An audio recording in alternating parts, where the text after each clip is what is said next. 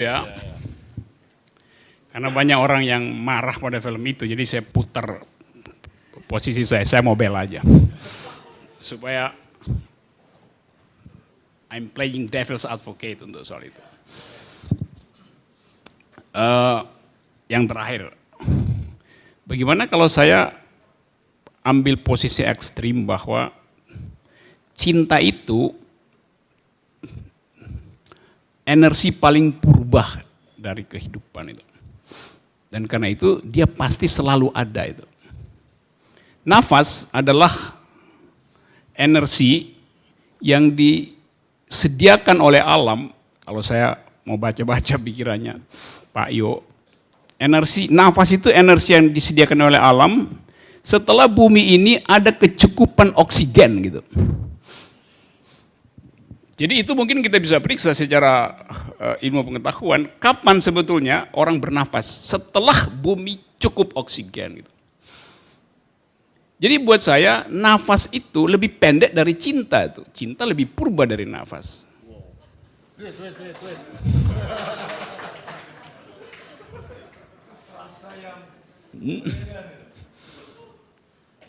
Jadi cinta tidak berakhir bila nafas berhenti itu. Boleh retweet lagi. Saya mau bela para Valentinos dan Valentine, walaupun saya jomblo itu. Nah kita saya mau ambil itu supaya kita bisa debatkan posisi itu tuh, bahwa kita nggak pernah tahu dasar terakhir dari persepakatan romantic affair dari dua pasangan ini. Bahwa dia mungkin tiba pada semacam ontologi terakhir, bahwa si N, istrinya tahu bahwa dia harusnya membunuh saya. Karena dia punya filosofi bahwa cinta lebih panjang dari nafas gitu. Dan dia tahu dia juga akan bunuh diri dengan filosofi yang sama, bahwa cinta lebih panjang dari nafas. Saya membaca sedikit tentang asal usul psikologis dari sang sutradara si Haneke ini. Dia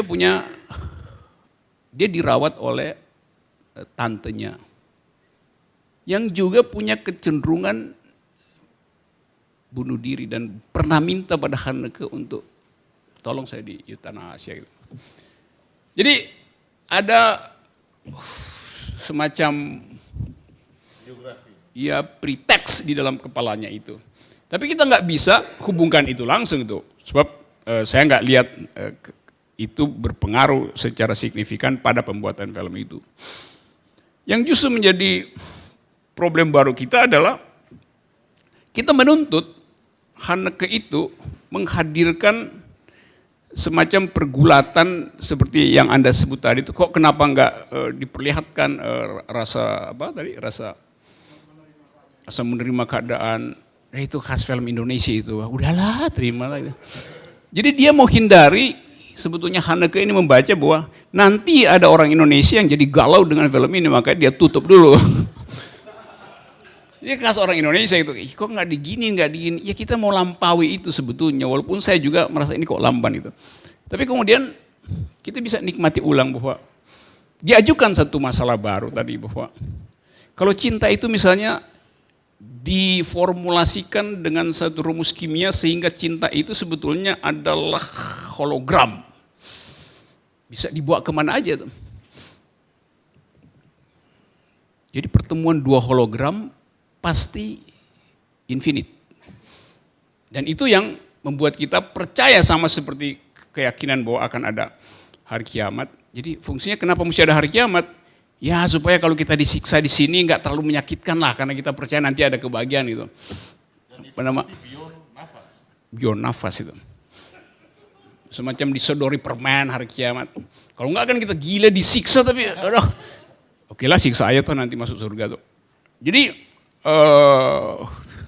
tipu-tipuan agama juga kadang-kala bisa diperiksa secara akademis bahwa logik itu sebenarnya logik yang palsu yang disodorkan oleh doktrin agama gitu. Doktrin ya, bukan keyakinan pribadi itu. Jadi yang diajarkan sebagai official doktrin dari setiap agama.